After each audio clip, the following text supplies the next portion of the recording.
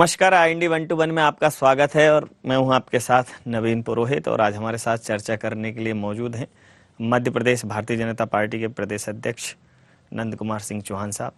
नंद कुमार सिंह जी, आपका IND 24 में बहुत बहुत स्वागत है। बहुत धन्यवाद। एक बहुत बड़ी उपलब्धि 11 साल मुख्यमंत्री जी ने पूरे किए हैं। पूरा मध्य प्रदेश भारतीय जनता पार्टी के साथ इस उत्सव का आनंद ले रहा है, लेकिन इस उत्सव में आप महत्वपूर्ण क्या देखते हैं कि ये जोश का जश्न है या आनंद है या कार्यकर्ताओं की खुशी है? 29 नवंबर को पूरे प्रदेश भर में भारतीय जनता पार्टी के कार्यकर्ताओं ने और समर्थकों ने जश्न मनाया, दीपोत्सव मनाया। ये मध्य प्रदेश के लिए एक महत्वपूर्ण घटना है पुरोहित जी। मध्य प्रदेश के राजनीतिक इतिहास में किसी एक मुख्यमंत्री का सबसे लंबा कार्यकाल है 11 वर्ष। वो कीर्तिमान शिवराज जी ने स्थापित किया और हमारे लिए 11 वर्ष का लंबा कार्यकाल महत्व का नहीं है। वो 11 वर्ष का कार्यकाल मध्य प्रदेश के विकास का स्वर्णिम कार्यकाल रहा है। मायने इस बात में है। जी, आपने जैसे कहा कि दीपोत्सव मना रहा है पूरा प्रदेश, मनाया है पूरे प्रदेश ने दीपोत्सव, खुशी का दौर जारी है। तो ये जो उत्सव मनाया प्रदेश ने, जैसा आपने कहा कि ये विकास का उत्सव था, ये स्वर्णिम काल का उत्सव था। इसमें एक कार्यक्रम जो अभी जम्बूरी मैदान पर आयोजित हुआ, उस पर कांग्रेस ने ये कहा कि ये सरकारी धन का जमकर दुरुपयोग है, प्रदेश में पैसे की किल्लत है और मुख्यमंत्री जी अपनी वाही के लिए इतना बड़ा कार्यक्रम सरकारी खर्चे पर आयोजित कर रहे हैं। जमुरी मैदान का जो कार्यक्रम हुआ, जहां पे लाखों हितग्राही वर्ग इकट्ठा हुआ, उनको सीधे वहां पे प्रशिक्षण दिया गया कि शासन की कौन कौन सी योजना है। उसमें कोई भाषण नहीं हुए, उसमें सीधे सीधे वो गरीब, वंचित, दलित, शोषित, जिनके लिए शिवराज जी का खजाना खुला रहा, आने वाले समय में वो और अधिक अच्छे तरीके से लाभ लें, इसलिए उनको यहां पे प्रशिक्षित किया गया। LED लगाए गए, किस योजना को कैसे माध्यम से आगे बढ़कर लाभ लिया जाता है, किस योजना में कौन सी प्रक्रिया को अपनाया जाता है, ताकि उन गरीब लोगों को भटकना न पड़े, लाभ लेने के लिए परेशानी न उठानी पड़े। तो ये तो कांग्रेस ने इसके लिए बधाई और धन्यवाद देना चाहिए प्रदेश की सरकार को, प्रदेश के मुख्यमंत्री को।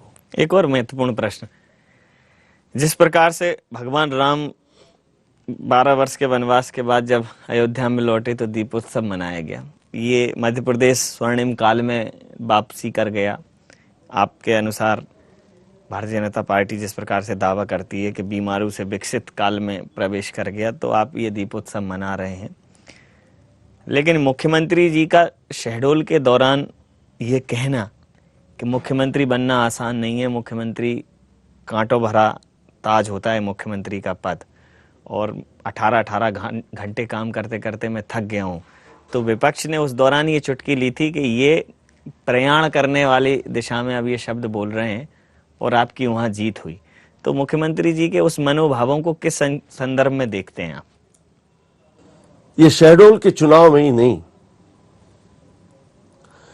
जिस दिन 25 नवंबर 2005 को नियति ने, परमात्मा ने, ईश्वर ने, भारतीय जनता पार्टी के राष्ट्रीय और प्रादेशिक नेतृत्व ने शिवराज सिंह चौहान को मध्य प्रदेश के मुख्यमंत्री की जिम्मेदारी सौंपी,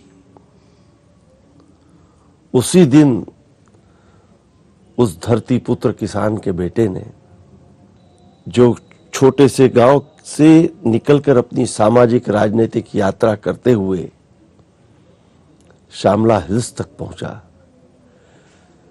वो 11 साल शिवराज जी के कठोर परिश्रम के 11 साल है, और मैंने तो उनको बहुत नजदीक से उनके जिंदगी को देखा है। मुख्यमंत्री बनने के बाद मैं पार्टी के किसी न किसी जिम्मेदार पद पे रहा हूं। 11 वर्ष शिवराज जी ने राज नहीं किया, तपस्या की है। इस बीमारू प्रदेश को स्वर्णिम प्रदेश बनाने के लिए, खुशहाल प्रदेश बनाने के लिए इन 11 वर्ष में शिवराज जी अपने खुद के खातिर एक दिन भी नहीं जिए। 7.5 करोड़ जनता के कल्याण के लिए और अपने प्यारे मध्य प्रदेश को खुशहाल बनाने के लिए जीवन जिया है। जी, अगर आपकी बात को माने तो जिस प्रकार से आपने इन 11 सालों की व्याख्या की, शिवराज जी के कठिन परिश्रम की पराकाष्ठा और आपकी सांगठनिक कुशलता का एक अद्भुत उदाहरण देखने को मिला, क्योंकि लोकसभा का ये जो शहडोल का चुनाव और नेपानगर विधानसभा का चुनाव, ये एक तरीके से मध्यांतर के चुनाव थे। अगर इसमें भारतीय जनता पार्टी को नुकसान होता तो शायद कांग्रेस कहती कि देखिए ये परिवर्तन का शंखनाद हो चुका है, लेकिन आपने मध्यांतर में, इंटरवल में भी जो है फिल्म का ट्रेलर दिखा दिया 2018 का। तो आपको क्या लगता है कि ये उस जीत का सिलसिला जो आपका बरकरार है, उसी का फलसफा है? शिवराज जी के विकास यात्रा का जो सिलसिला बरकरार है, जी जी, ये जीत उसका फलसफा है। और मेरे पार्टी के वो हजारों कार्यकर्ताओं के पसीने का फलसफा है। मैं सौभाग्यशाली हूं कि मैं ऐसे कार्यकर्ताओं वाले पार्टी का प्रदेश अध्यक्ष बना, और मैं सौभाग्यशाली हूं कि शिवराज सिंह चौहान जैसे मुख्यमंत्री जिस पार्टी के हैं, उस मुख्यमंत्री के साथ प्रदेश अध्यक्ष के रूप में मुझे काम करने का मौका मिला। 2018 में पार्टी की जीत को लेकर, और शिवराज जी ही नेतृत्व करेंगे 2018 में, वो ही पार्टी का चेहरा होंगे, इस बात को लेकर आप कितने आश्वस्त हैं? 101%। मैं नहीं, पूरी पार्टी, भाजपा का पूरा नेतृत्व सुनिश्चित है इस बात के लिए कि 2018 में हम मध्य प्रदेश की धरती पर फिर शिवराज जी के नेतृत्व में विधानसभा का चुनाव लड़ेंगे, और चौथी बार बहुत शान के साथ मध्य प्रदेश में भाजपा की सरकार बनाएंगे और मुख्यमंत्री शिवराज सिंह चौहान होंगे। जी, कांग्रेस को 2018 में आप अपने नजरिए से किस स्थान पर देखते हैं? कांग्रेस मुक्त भारत की बात करते हैं। मध्य प्रदेश कहीं ना कहीं भारतीय जनता पार्टी के लिए रोल मॉडल स्टेट है। मुख्यमंत्री के नेतृत्व में पार्टी कदम दर कदम आगे बढ़ रही है, यहाँ तक कि प्रधानमंत्री 9 बार आ चुके हैं 2.5 साल के कार्यकाल में। तो ये जो पूरा एक वातावरण है भारतीय जनता पार्टी के पक्ष में, ये वातावरण के वजह से कांग्रेस की क्या स्थिति होने वाली है? मेरे देश के प्रधानमंत्री मोदी जी का 9 बार हमारे प्रदेश में आना, ये हमारे प्रदेश के ऊपर, प्रदेश के मुख्यमंत्री पर, प्रदेश की पार्टी पर उनका कितना स्नेह है, ये इस बात को इंगित करता है। रह गया सवाल कांग्रेस पार्टी का। कांग्रेस पार्टी की जो दशा आज है, वो उस पार्टी के नेताओं के गलत सोच और चिंतन का दुष्परिणाम है, कर्मों का दुष्परिणाम है। जाको प्रभु दारुण दुख दे, वाकी मति पहले हर ले। तो आपको क्या लगता है कि उनकी मति विनाशकाल हरली है? उनका नजदीक है, इसलिए बुद्धि विपरीत हो गई? बिल्कुल बिल्कुल बिल्कुल। तो इस बात का एडवांटेज मिल रहा है? ये एडवांटेज नहीं मिल रहा है, हमें हमारे सुकर्मों का फल मिल रहा है, और उनकी दुर्गति उनके कुकर्मों के कारण हो रही है। जो नोटबंदी के ऊपर देश बंद करे क्या कहेंगे हम इसको।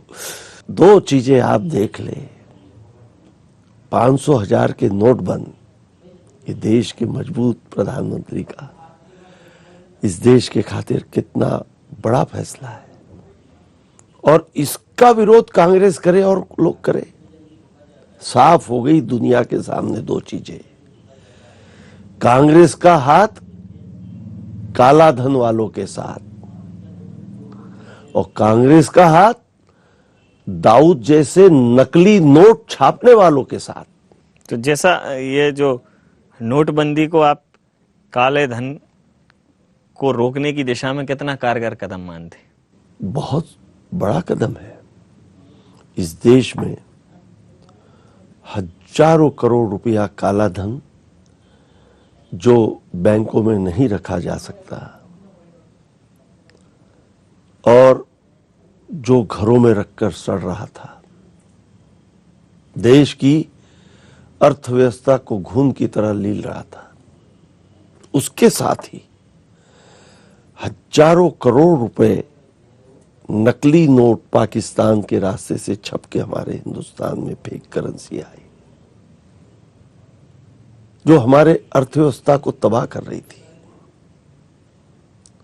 आतंकवाद को हथियार उपलब्ध करा रही थी, ड्रग माफियाओं के माध्यम से पूरे हिंदुस्तान के युवा पीढ़ी को बर्बाद किए जाने का षड्यंत्र चल रहा था। ये सब चीजें इससे रुकी है। और आपने देखा होगा कि जो कश्मीर विगत कई महीनों से कर्फ्यू के साए में जी रहा था और ये फेक करेंसी और नकली नोट, काला धन पर पाबंदी लगने के बाद कश्मीर के बाजार खुल गए। जी, लेकिन जैसे आपने कहा कि ये चूंकि जाली नोट जो छाप रहे थे वो यथावत हैं, वो फिर छापेंगे। जो रिश्वतखोरी कर रहे थे वो रिश्वतखोरी भी करेंगे, काला धन फिर से जमा करेंगे। ये जो काला धन था वो हटा तो दिया, लेकिन काला धन फिर से उत्पन्न न हो उसके लिए भ्रष्टाचार निवारण के लिए कोई कठोर कदम देश को उसकी भी जरूरत है। जरूर सही है, इस दिशा में जरूर प्रधानमंत्री, हमारे वित्त मंत्री ये बैठकर विचार कर ही रहे होंगे। लेकिन अभी जो मुझे प्रारंभिक जानकारी मिली है वो ये है कि जिस प्रकार के कागज का इस्तेमाल किया गया है जी, वो कागज हम नकली नोट छापने वालों को उपलब्ध नहीं हो सकेगा। उसमें एक्सक्लूसिव जिस शाही का इस्तेमाल किया गया है, एक्सक्लूसिविटी की शर्त रखी गई है कि वो कागज और उस करेंसी का कागज वो कंपनी किसी और देश को सप्लाई नहीं करेगी। नहीं देगी। जी जी। और इसी के साथ जिस शाही का, जिस इंक का, जिस टेक्नोलॉजी का उपयोग किया गया है वो नकली नोट छापने वालों को नहीं मिलेंगे। इसके पहले जो नोट छपे थे जी, वो कागज हिंदुस्तान को भी उपलब्ध कराती थी वो कंपनी और पाकिस्तान को भी उपलब्ध कराती थी। जी। लेकिन देश का जो 70% जो वर्ग है उसमें से 30% तो गरीबी की रेखा के नीचे है और बाकी का 40% जो है वो गरीब है। तो बहुत ट्रांजैक्शन अभी उनका लेन देन बहुत ज़्यादा कैश से नहीं है। तो जो आम वर्ग है वो निश्चित रूप से समर्थन कर रहा है, समर्थन योग्य कदम है। लेकिन चूंकि जो एक नंबर में भी ट्रांजैक्शन करना चाहता है उसके लिए भी कैश उपलब्ध नहीं हो पा रहा है। जो रोज दिहाड़ी पे काम करते थे सब्जी भाजी वाले, उनको थोड़ी दिक्कत हो रही है। जरूर नहीं, तो उसके निश्चित रूप से उसके अभी लिए इतना बड़ा कदम है, जी जी, इतना बड़ा कदम है तो उसमें थोड़ी कठिनाई तो होंगी, संवेदनशील, लेकिन उस जी। कठिनाई को झेलने का मानस ये देश बना चुका है। जैसे अभी मुख्यमंत्री जी ने इस पीड़ा को समझते हुए सहकारी सोसाइटीज में, सहकारी बैंकों में 500,000 नोट को एक्सेप्ट करने की बात करी थी और 2 दिन चले भी, लेकिन आरबीआई ने तत्काल उस पर रोक लगा दी। तो थोड़ा सा आम जनमानस का जो अव्यवस्था है उसको कांग्रेस आज आक्रोश का रूप दे रही है। उसी को लेकर उसने विगत सप्ताह बंद करने की बात कही, आक्रोश करने की बात कही। लेकिन वो सड़कों पर नजर नहीं आया। तो आप कांग्रेस जितना इसको उठा रही है इस मुद्दे को, जितना विपक्ष इस पर हाय तौबा कर रहा है, आपके हिसाब से उसे क्या करना चाहिए था? जितना कांग्रेस इस मुद्दे को उठा रही है उतनी वो जमीन में धंसते जा रही है। शहडोल लोकसभा के चुनाव में, नेपानगर विधानसभा के चुनाव में नोटबंदी के मुद्दे को कितना उछाला, कितना कुप्रचारित किया। नहीं, मध्य प्रदेश में तो तय है कि मध्य प्रदेश में नोटबंदी नहीं आपकी और मतलब चौहान स्क्वायर है, एक तरफ शिवराज सिंह चौहान, एक तरफ नंद कुमार सिंह चौहान, तो वहां नोटबंदी नहीं चलेगी, वहां तो जुगलबंदी चलेगी। वो मध्य प्रदेश का एक अलग मानस है। मध्य प्रदेश को मतलब नोटबंदी का इफेक्ट, यहाँ नोटबंदी से ज्यादा कार्यकर्ता आपके क्लोज है, एक सहज नेतृत्व मिला है कार्यकर्ता को, प्रदेश के मुख्यमंत्री का भी सहज व्यक्तित्व है, तो ये उसका फायदा हो सकता है। लेकिन नोटबंदी के दूरगामी परिणाम आपको क्या लगता है कि भारतीय जनता पार्टी के पक्ष में होंगे?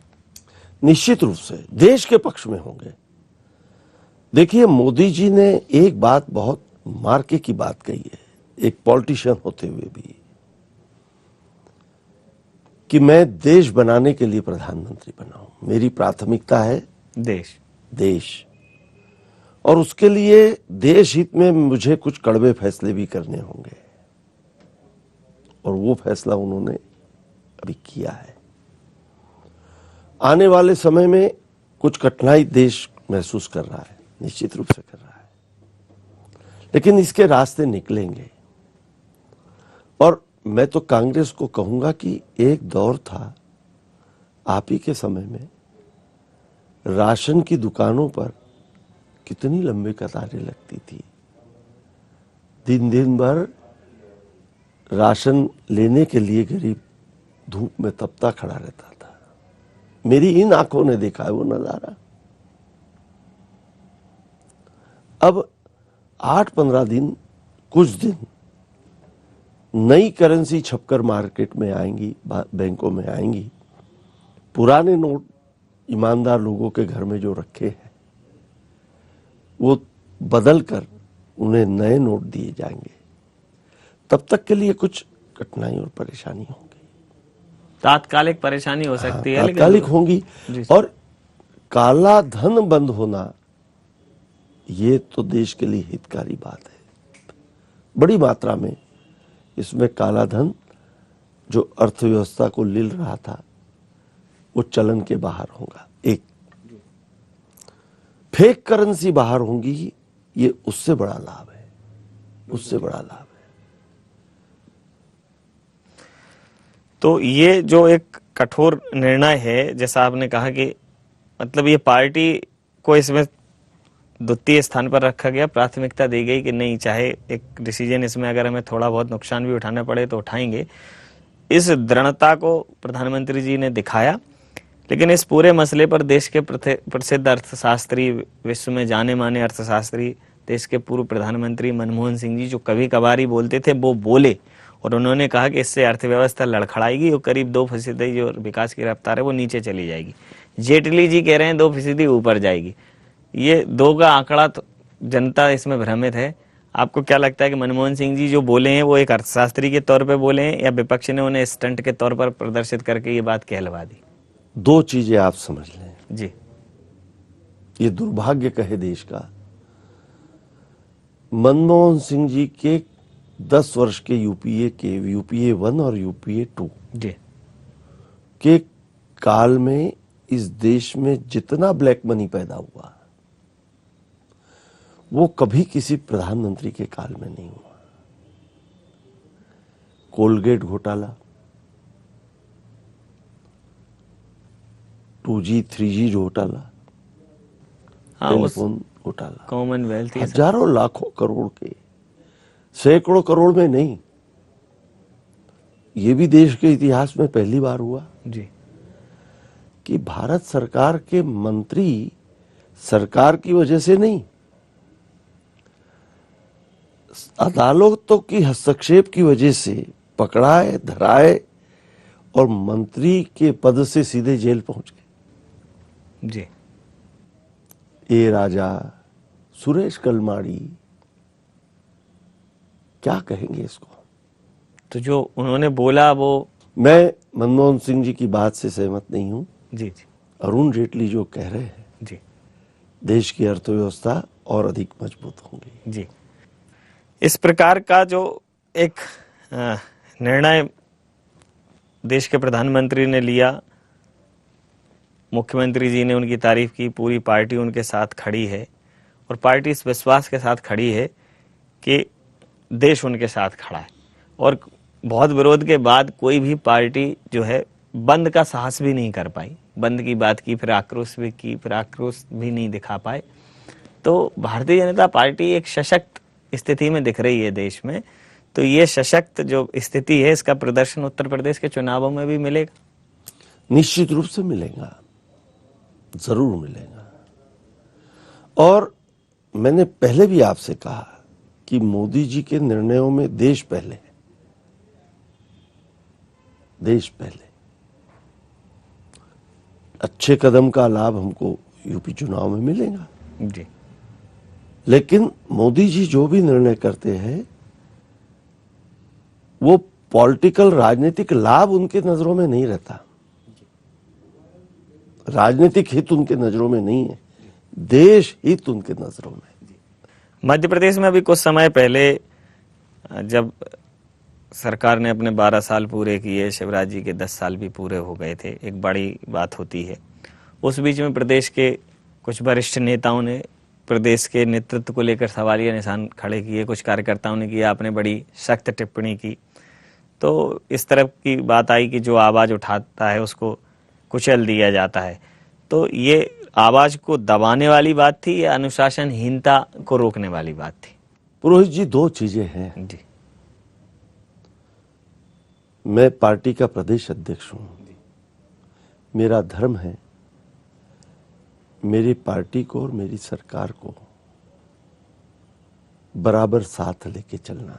जी और जो मेरे सरकार, मेरे मुख्यमंत्री योग्य कर रहे हैं, आज वो चेहरा ही तो है पुरोहित जी, इस सच्चाई को मैं कैसे नकारूं। देश में नरेंद्र मोदी मेरे पार्टी के लोकप्रिय नेता है, उनका चेहरा, उनका व्यक्तित्व, उन्हीं को फोकस करके हम देश में सरकार बना सके। और 2019 में भी उन्हीं को फोकस करके हम पुनः देश में दोबारा दिल्ली में सरकार बनाएंगे। जी। हर पार्टी का एक आकर्षक चुंबकीय व्यक्तित्व होता है, वो हमारा स्टार प्रचारक होता है, प्रदेश वो में हमारे वो शिवराज पार्टी हैं का आपके पास। फोकस प्रदेश में वो शिवराज हैं, वो चेहरा। दिल्ली में नरेंद्र मोदी और मध्य प्रदेश में शिवराज सिंह जी चौहान। जी।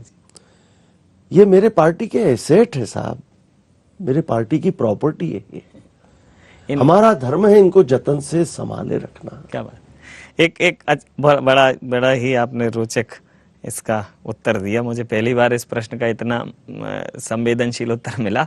एक और बहुत महत्वपूर्ण प्रश्न मैं आपसे पूछूंगा कि जैसा आपने कहा कि ये जो है एक पार्टी को जब इन्होंने संभाला तो आपका नैतिक दायित्व बन जाता है कि पार्टी को संभालना, लेकिन जिस प्रकार से इस पूरे मसले पर एक कठोर व्यक्तित्व का, बहुत बहुआयामी व्यक्तित्व देखने को मिला। वो प्रधानमंत्री जी इस फैसले के बाद लोगों को संबोधित करते हुए भावुक हो गए। उन्होंने ये भी कहा कि वो मुझे छोड़ेंगे नहीं, एक भय भी उनके मानस पर आया। फिर उनकी माँ पैसे बदल लेंगे। इन सारे मसलों पे, इस बहुआयामी व्यक्तित्व पे, इस कार्यकलाप पे विपक्ष बोला कि ये प्रधानमंत्री जी सिर्फ और सिर्फ पॉलिटिकल ड्रामा कर रहे हैं। तो ये जो बड़ा निर्णय है, इस पर उनका जो ये बहुआयामी व्यक्तित्व जो सामने आया कि वो इस निर्णय को लेके भावुक भी हुए। उन्होंने कहा कि 50 दिन बाद आपको गलत लगे तो चौराहे पे जो चाहे सजा दे देना, मतलब ये जनता को सीधा सा था कि आपको समझ में नहीं आए तो मुझे अगली बार बिल्कुल चुनना नहीं। तो इतना दृढ़ निर्णय जिसमें हो सकता था पार्टी की साख गिर सकती थी, हो सकता था कि जनता उनके विरोध में आ सकती थी, हो सकता था कि विपक्ष एक बहुत बड़ा मुद्दा बन जाए। तो इतना जटिल, इतना कठोर निर्णय जो पार्टी ने लिया, तो इस पर जो जिस प्रकार से समर्थन पार्टी का मिल रहा है, ये समर्थन दिल से है कि अब जब निर्णय ले लिया तो खड़ी हो गई है पार्टी पीछे? देखिए, देश हित के लिए हुए निर्णय में पार्टी नहीं, देश मोदी जी के साथ खड़ा है। चंद मुट्ठी भर वो नेता जो आज बेनकाब हो चुके हैं। मैंने पहले ही कहा कि कांग्रेस का हाथ काले धन वालों के साथ, कांग्रेस का हाथ नकली नोट छापने वालों के साथ, और वो चंद नेता जो इस फैसले से तिलमिला गए वही आलाप कर रहे हैं। देश का आम आदमी इस फैसले के साथ खड़ा है, भाजपा इस फैसले के साथ खड़ी है। सामान्यतः लड़े फौज नाम मुखिया पाता है, हार देखते ही सेना पे दोष मढ़ा जाता है, लेकिन इसको सहजता कहें या सांगठनिक कार्यक्षमता कहें कि मध्य प्रदेश में प्रदेश संगठन के मुखिया ने ये कहा, भारतीय जनता पार्टी के प्रदेश अध्यक्ष ने कहा कि शहडोल की जो जीत थी वो हमारे शिवराज जी के परिश्रम का और कार्यकर्ताओं के परिश्रम का नतीजा थी, और देश में जो मोदी जी ने निर्णय लिया है वो देश हित का निर्णय है। पार्टी उसके बाद है, देश उनके साथ खड़ा है, पार्टी उनके साथ खड़ी है, और इस निर्णय के दूरगामी परिणाम मिलेंगे। आपने बहुत सारे बिंदुओं पर प्रदेश सरकार के शिवराज जी के 11 साल के कार्यकालों पर, प्रदेश सरकार के कार्यकाल पर, मोदी जी के निर्णय पर अपने विचारों को जिस प्रकार से हमारे साथ साझा किया उसके लिए बहुत बहुत धन्यवाद, बहुत बहुत आभार। बहुत धन्यवाद।